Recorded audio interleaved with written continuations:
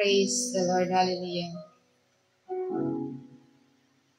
So mapagpalang umaga po sa ating lahat. So good morning po sa ating lahat. So welcome po sa ating gawain.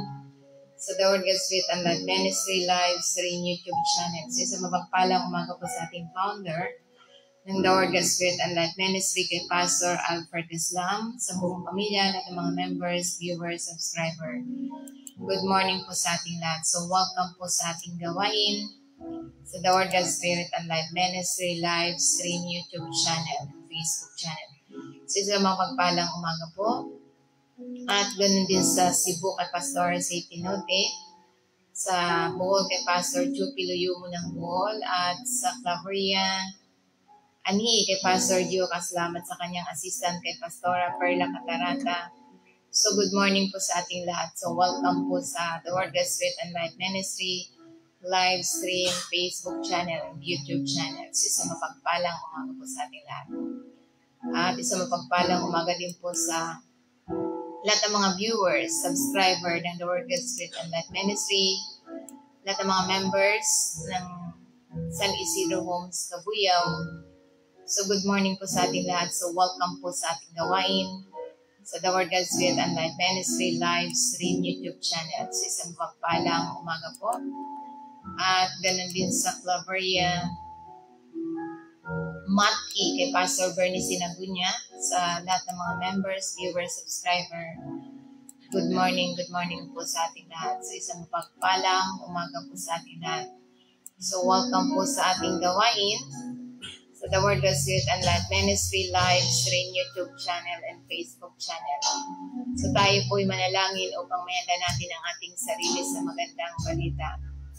Yes, good morning, Father God in heaven. Good morning, Lord Jesus. Good morning, Holy Spirit. We come to you in this beautiful days with abundant thanksgiving and praise in the name of Jesus Christ, with the power of the Holy Spirit. Father, thank you for the great new day, with your unconditional love, joy, peace, unity, loving kindness, mercy, miraculous ways in our life, Father. Thank you, Father God, for giving us strength, courage, understanding, wisdom, knowledge, that Holy Spirit. You're the best teacher. We acknowledge and allow you to use my mouth to speak your words to every one of us. Salamat, Holy Spirit, sa mensahe na kailangan na yung mga makikinig ngayon ay may buhay at kapangyarihan sa bawat isa. Thank you, Father God.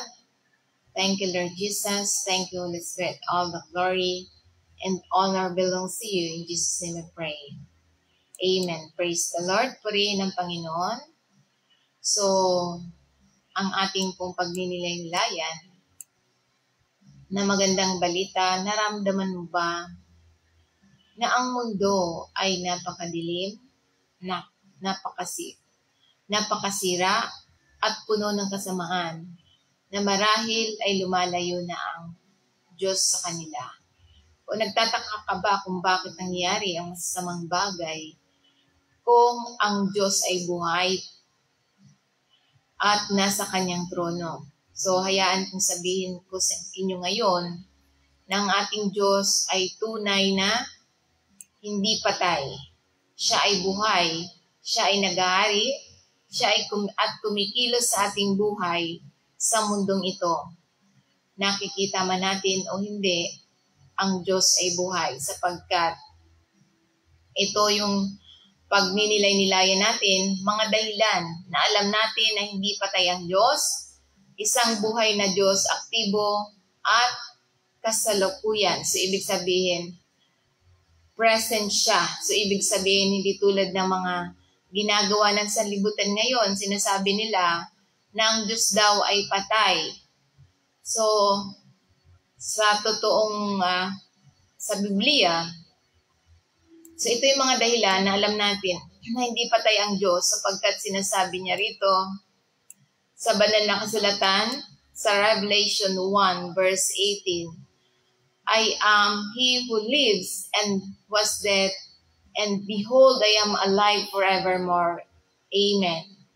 Sabi niya rito, and I have the keys of Hades and death. So ibig sabihin, ang Diyos natin ay diniklara na hindi siya patay. Tulad ng ginagawa ng mga pamahiin ngayon, na ginagawa ng sanlibutan, na sinasabi nila na patay daw ang Diyos nila. So dito, ipinapakita na sinasabi sa banal na kasulatan, yung ating Diyos mismo, kailanman hindi siya namatay tuwing yearly at sineselebrate ng mga sanlibutan. So kaya nga ito'y sinasabi ni Apostle John ng kanyang pangitain.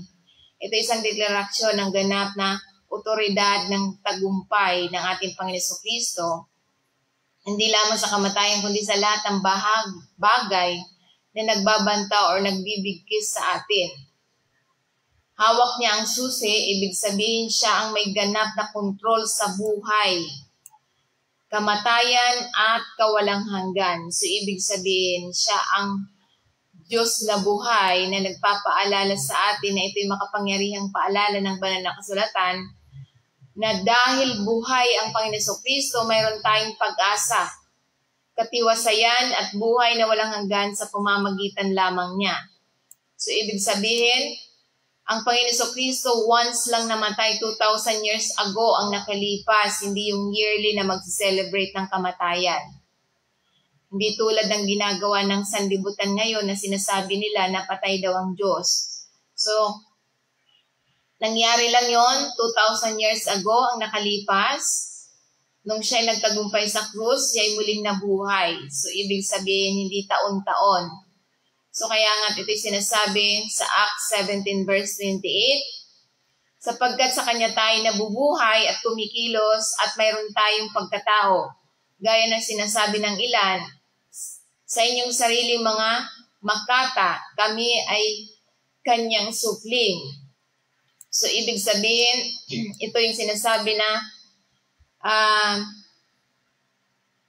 itinuturo sa atin ang buong buhay, ang ating buhay, hininga at layunin, ay nakaugat sa Diyos na kahit na mga taga Atenas ay sumasamba sa maraming Diyos-Diyosan, ginagamit ni Apostle Pablo ang kanilang sariling karunungan sa kultura upang i-organize sila sa katotohanan tungkol sa isang tunay na Diyos.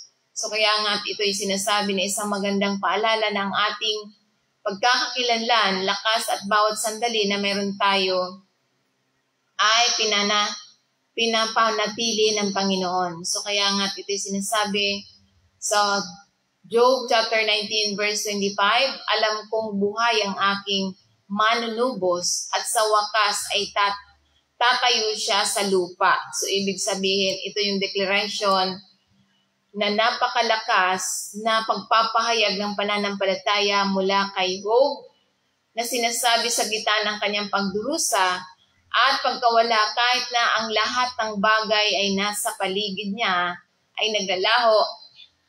Pinangahawakan ni Job ang katiyakan na ang kanyang manunubos ang Panginoon Kristo bagamat si Job ay nagsasalita ng makahulugang ay buhay at balang araw ay gagawin tama ang lahat ng bagay. So kaya nga ito'y nagpapaalala sa atin, magandang paalala sa atin, ano man ang ating kinakarap, buhay ang ating manunubos at nasa Kanya ang huling salita.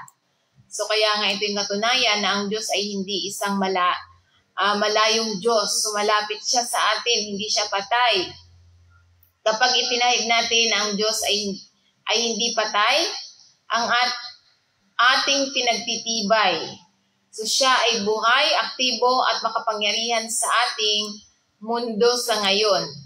Siya ay naroroon sa atin, sa ating mga unos, mga bagyo at sa ating mga tagumpay, sa ating mga panalangin at sa ating pang-araw-araw na paghinga. Siya ay buhay para sa atin, hindi namatay, hindi siya namamatay kada taon. Once lang siya namatay, ito yung nagtagumpay siya sa kamatayan sa pamamagitan ng kanyang sakripisyo sa krus. Ito yung 2,000 years ago ang nakalipas at hindi taon-taon. Ang kanyang pag-ibig at kapangyarihan ay hindi nagtapos sa krus. Ito ay naging perfecto sa pamamagitan ng muling pagkabuhay at nagpapatuloy sa pamamagitan ng banal na Espiritu sa ngayon.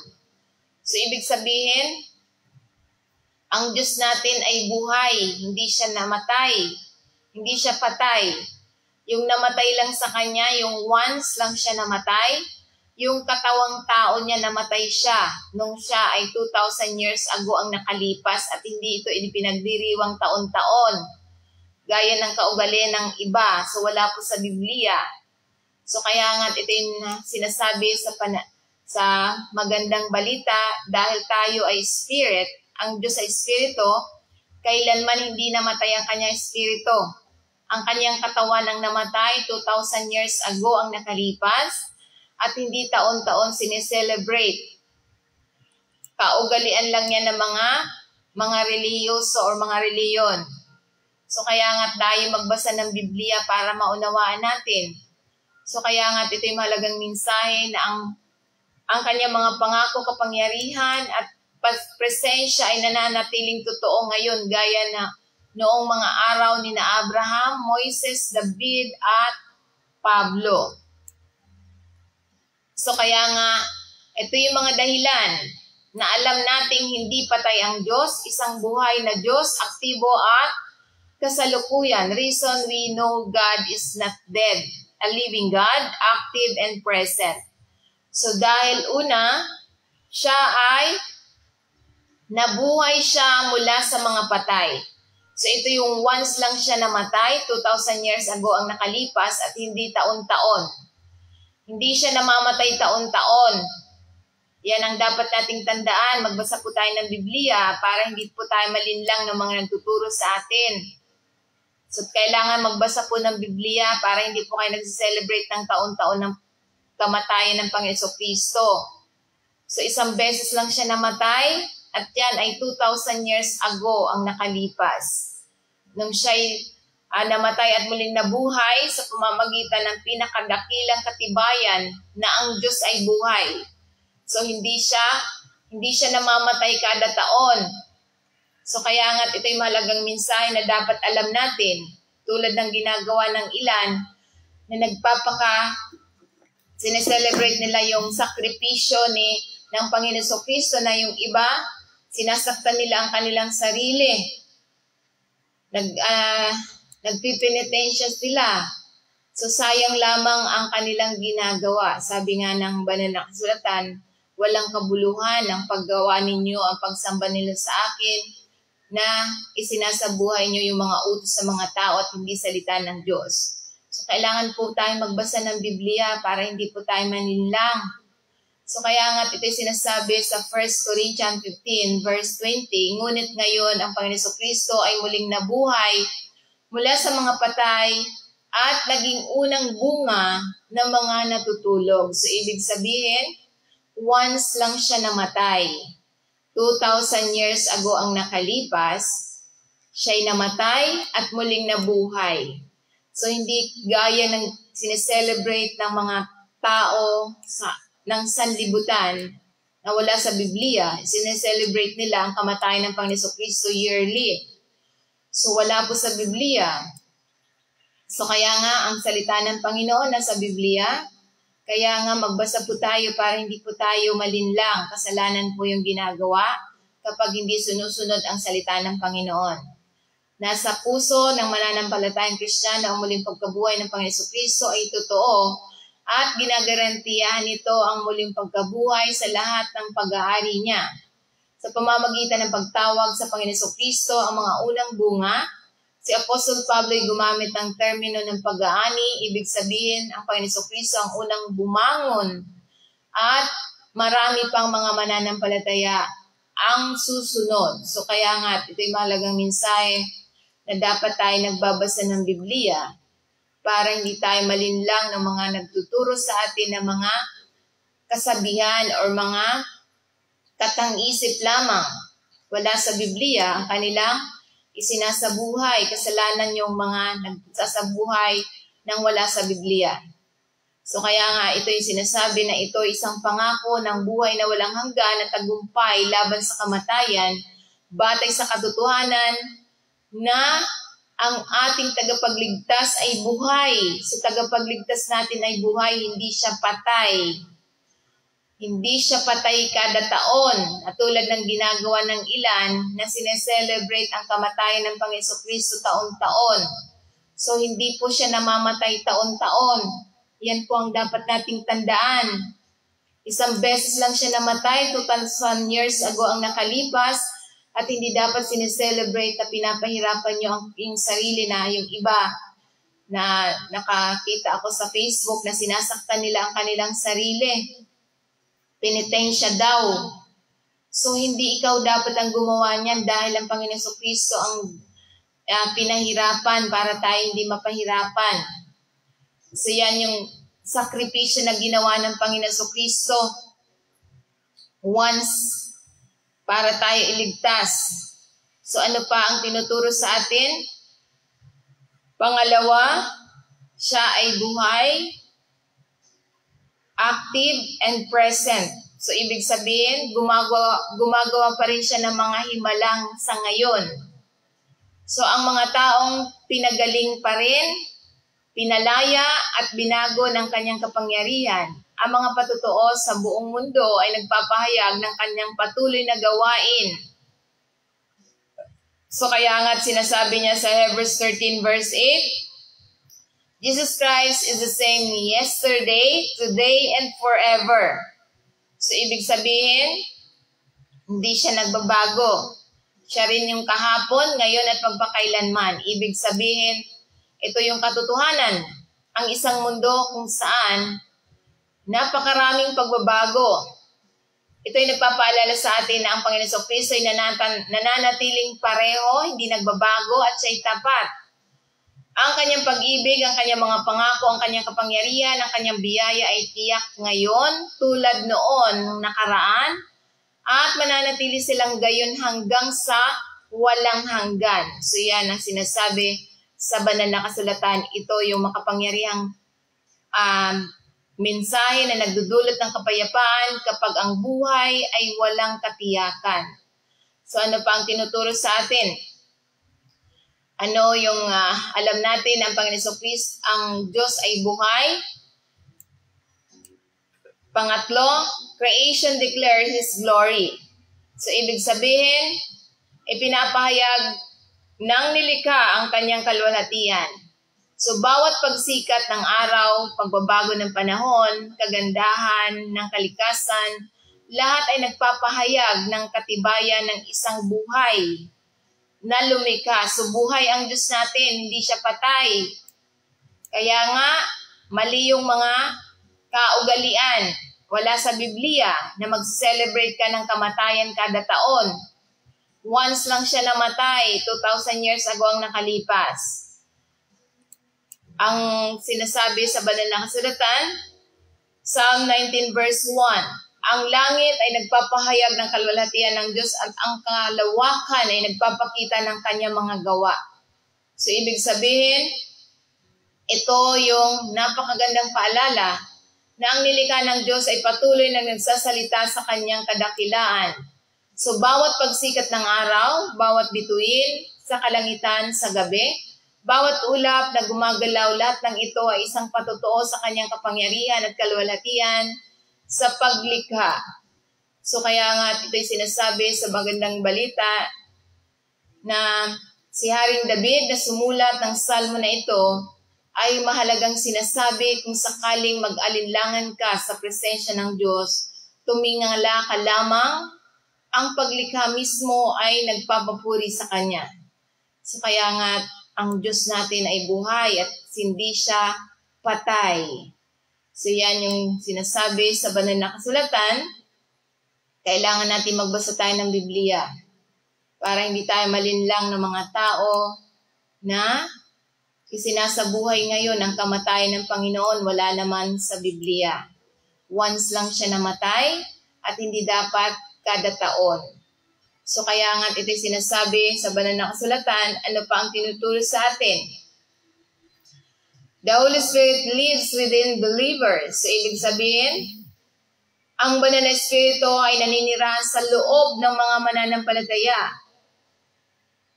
So, kaya nga, kapag sinasabi niyo na patay ang Diyos, so ibig sabihin, nananatili sa inyo ang mga spirito ng kasamaan kasi wala nang nagkukontrol. Nagkukontrol sa mga taong isinasabuhay ang kamatayan kada taon. Wala po sa Biblia. So kaya nga, ngayon, marami ngayon ang gumagawa ng gawa ni Satanas kasi walang nagbabantay sa kanila dahil sinasabi nila ang Diyos ay patay. So talagang makakagawa ang kaaway sa kanilang buhay sapagkat naniniwala sila na ang Diyos ay patay. So hindi siya namatay, hindi siya nananatiling patay, siya'y buhay. Buhay ang kanyang espiritu. So kaya nga ito'y sinasabi, ang banal na espiritu ay naninirahan sa loob ng bawat mananampalataya. Ang espiritu ng Diyos ay nananahan sa loob natin, gumagabay, umaaliw, nangungumbinsi at nagbibigay ng kapangyarihan. So, ibig sabihin, ito yung sinasabi sa banal na kasulatan na hindi namamatay ang Diyos. Ibig sabihin, nananatili siyang buhay once lang siya namatay. 2,000 years ago ang nakalipas. At siya'y nananatiling buhay sa bawat mananampalataya. Dahil sinasabi niya sa 1 Corinthians chapter 3, verse 16, Do you not know that you are the temple of God and the Spirit of God dwells in you? Sabi ng banal na kasulatan. So ang Espiritu ng Diyos ay nananahan sa atin. So kaya hindi siya namamatay, hindi siya patay. Dahil kung sasabihin nyo na patay ang Diyos nyo, ay may makapangyarihan na si Satanas ngayon sa buhay ninyo. Dahil wala nang nagkukontrol ng kasamaan. Dahil patay ang Diyos ninyo. So kaya nga ito yung katotohanan na pinapaalalahanan tayo ni Apostol Pablo. Ang mga mananampalataya ng Espiritu ng Diyos ay hindi nananahan sa mga templong gawa ng tao. So kaya nga ang banal na Espiritu hindi nananahan sa mga ribulto. Dahil ang mga ribulto gawa ng tao. Ang Espiritu ng Diyos ay hindi nananahan sa gawa ng tao. Ngunit ang Espiritu ng Diyos ay nananahan sa gawa ng Diyos. Sino bang may gawa sa inyo? Sino mga may gawa sa atin? Di ba ang Diyos? So ang Diyos ang nananahan sa atin. Kaya yung mga gawa ng tao, hindi nananahan dyan ang banal na Espiritu ng Diyos. Kaya powerless. Sa loob natin mismo nananahan ang banal na Espiritu bilang mga tagasunod ng ating Panginoon Jesucristo. Dinadala natin ang kanyang presensya saan man tayo magpunta. Ang ating buhay, ang ating mga salita, ang ating mga kilos ay dapat sumasalamin sa kabanalan ng isa na nabubuhay sa loob natin. So dapat makita sa atin yung pagiging karakter ng banal na Espiritu sa buhay ng bawat mananampalataya. Yung katangian. So kaya nga ito'y malagang mensahe na magandang panghihikayat sa isang tawag na mamuhay ng sadyang sinasabi sa banal na kasulatan, tulad na lamang sa halimbawa ni Shadrach, Meshach at Abednego na nagpakita ang Diyos sa kasama nila sa nagniningas na horno. So ibig sabihin nung panahon kasama lang, ngunit tayo ay pinananahanan ng tayo ng banal na Espiritu ng Diyos. So tayo sa atin na nananahan ng banal na Espiritu. Kaya nga ito'y sinasabi tulad na lamang sa halimbawa ni Shadrach, Meshach at Abednego. Ito yung tatlong Hebreo, sina Shadrach, Meshach at Abednego na tumangging yumuko at sumamba sa gintong imahen na itinayo ni Haring Nebuchadnezzar.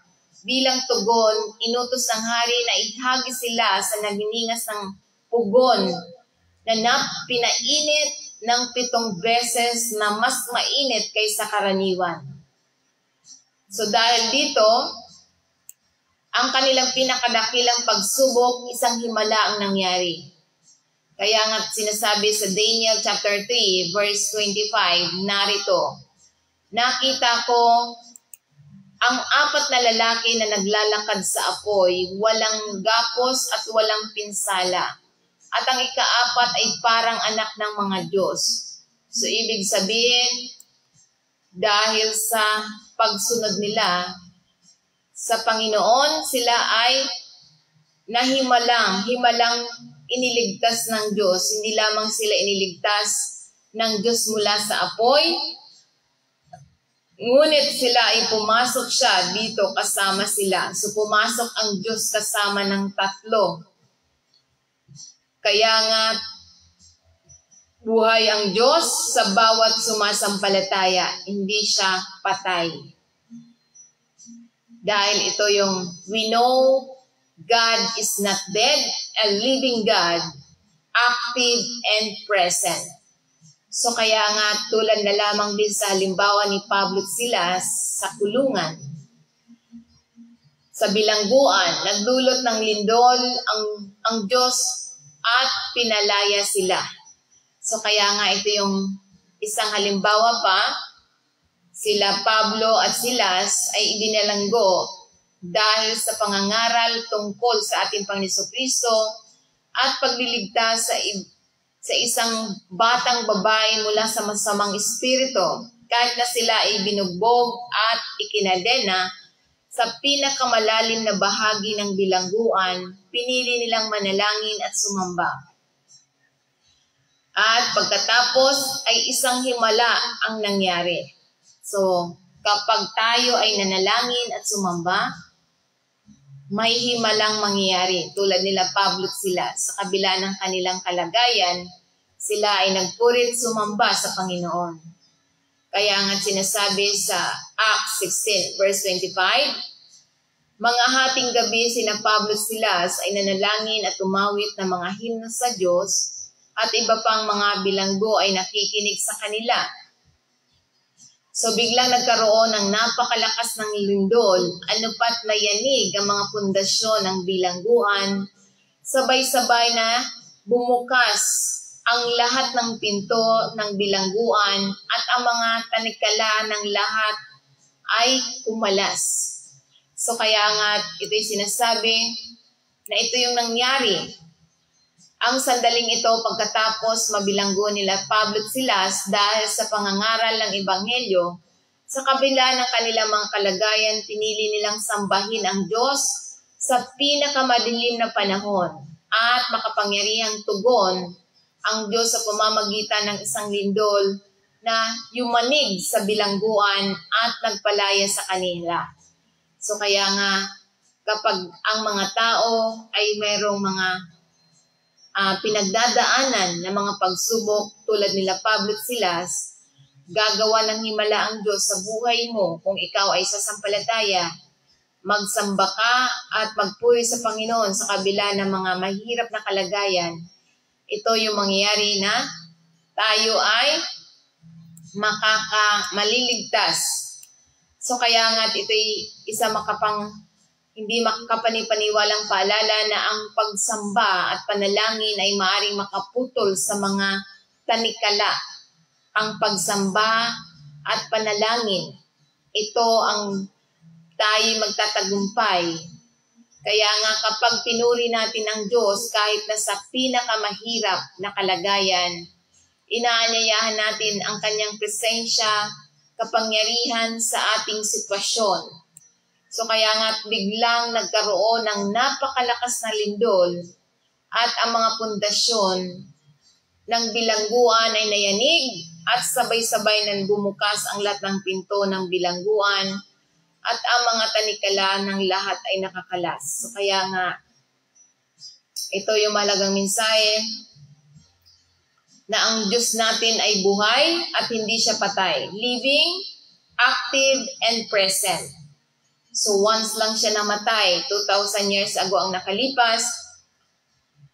Kaya nga malagang mensahe na dapat tayo ay nagbabasa ng Biblia para hindi tayo malinlang ng mga nagtuturo ng mga salita ng Diyos na binabago nila ang content, yung nilalaman ng Biblia. Dahil sabi ng Panginoon, walang kabuluhan ang pagsamba nila sa akin na nagtuturo ng pinakautos na mga tao.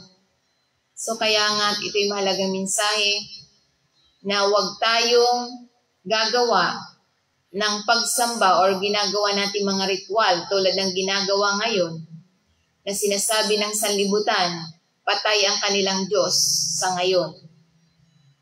So kaya nga't mahalaga na tayo nagbabasa. Hindi patay ang Diyos kada taon. Once lang siya namatay. Nung nag-sacrifice siya para tayo iligtas. Once lang. At forever siyang buhay. Nakaupo sa kanan ng Diyos Ama. Kaya ito yung mahalagang mensahe. We know God is not dead, a living God, active and present. So alam natin, hindi siya patay. Kaya yung ginagawa ng sanlibutan ngayon ay pinagdiriwang nila. Nasabi nila ipatay ang kanilang Diyos. Kaya naghahari ngayon sa kanila ang gawa ng kaaway. Kasi walang nagbabantay dahil patay ang kanilang Diyos. So kaya nga mahalagang mensahe na ang Diyos ay buhay at nananatili sa bawat mananampalataya. Dahil tayo ay pinananahanan ng banal na Espiritu ng Diyos, nananatiling buhay ang Espiritu ng Diyos sa bawat mananampalataya. Kaya nga't ito'y mahalagang mensahe na tinuturo sa bawat isa sa atin. Hindi ba natin alam na tayo templo ng Diyos at ang Espiritu ng Diyos ay nananahan sa atin? So yan ang dapat nating tandaan na ang Diyos ay nananahan sa bawat sumasampalataya, naninirahan sa loob ng mga mananampalataya. Ang Espiritu ng Diyos ay nananahan sa loob natin, gumagabay, umaaliw, nangungumbinsi at nagbibigay ng kapangyarihan. So kaya nga't mahalagang mensahe na dapat alam natin. So kaya nga kung gusto natin na ang Diyos ay buhay sa ating puso, mananahan sa atin, ito lamang ang tanging paraan na tayo ay magpasakop sa Kanya. So kaya nga sinasabi sa banal na kasulatan na ito yung dapat nating panampalatayaan na ang Diyos ay buhay sa bawat mananampalataya. So kung gusto natin na maging buhay sa bawat isa sa atin, ang banal na Espiritu ng Diyos, tayo magpasakop sa Kanya sa pamamagitan ng panalangin. Sundan natin ang panalangin ito. Repeat after me. Maging ano man ang yung katayuan, saan kang bilong. So ito yung mahalaga na dapat tayo nagpapasakop sa Panginoon. Tayo po'y manalangin, Heavenly Father, alam kong pinaghiwalay ako sa aking kasalanan mula sa iyo. Salamat sa pagpapadala mo sa iyong bugtong na anak upang mamatay sa aking lugar sa ikatlong araw ay muling nabuhay para sa aming lahat. Panginoon Jesus, kailangan kita, nagtitiwala ako, patawarin mo ako sa aking mga nagawang kasalanan sa isip, salita at sa gawa. Salamat sa pagpapatawad mo sa aking mga kasalanan, binubuksan ko ang pintuan ng aking buhay at inaanyayahan kita sa aking buhay bilang aking tagapagligtas at Panginoon. Salamat sa pagtanggap mo sa akin sa walang hanggang pamilya. Salamat ikaw po maghari sa trono ng aking buhay at isulat mo ang aking pangalan sa aklat ng buhay at mamuhay ako ayon sa iyong kalooban. Ito ang aking dalangin sa pangalan ni Jesus. Amen. Praise the Lord. Purihin ang Panginoon. So tayo po'y manalangin sa Panginoon. Yes, Father God, in the name of Jesus Christ, in the power of the Holy Spirit, nagpapasalamat po kami na ikaw ang Diyos, ikaw lamang, ikaw ang tunay na Diyos na hindi patay, kundi ang Diyos ng mga buhay. Ikaw ay buhay at kumikilos sa bawat buhay ng bawat sumasampalataya. Isang gumagalaw, isang nagsasalita, at isang nagpapagaling, nagpapanumbalik at naghahari sa bawat sumasampalataya. Salamat, Ama, na mananatiling mulat ang bawat isipan, ang bawat puso sa iyong presensya. At salamat, Ama, na hayaan ang aking buhay na maging isang patotoo na ikaw ay buhay sa bawat mananampalataya. Mayroon kaming buhay na walang hanggan at pag-asa. Pinupuri ka namin dahil wala kami sa kamatayan at ang makapaghihiwalay Walang makapaghihiwalay sa amin sa iyong presensya at pag-ibig. Salamat, Ama. Thank you, Father God, na mananatiling buhay ka sa bawat mananampalataya at tinutulungan mo kaming mamuhay ng may kalayaan dahil ikaw ang buhay na Diyos sa bawat isa sa amin. Thank you, Father God. Salamat, Ama, na pinupuno mo ang bawat araw sa bawat mananampalataya ng iyong kapayapaan, ng iyong layunin, ng iyong kagalakan, ng iyong pagmamahal. Batid na sa iyo lamang ang lahat at nagtitiwala sa iyong buhay magpakailanman. Thank you, Father God. Salamat, Ama, na ikaw lamang sa pamamagitan ng pag-ibig mo sa bawat isa, walang pagkukulang sa mga pagpapalang spiritual, physical na pagpapala, emotional na pagpapala na ibinuso sa bawat isa, lalong-lalo na sa lahat ng mga viewers, subscriber na ipinadala mo sa ating gawain sa The Word, Word, Spirit, and Life Ministry. Salamat, Ama. Thank you, Father God, na ikaw lamang ang the best na nagsusupply sa bawat isa sa amin according to riches and glories of our Lord Jesus Christ. Kaya salamat, Ama, na mananatili kang buhay sa bawat mananampalataya.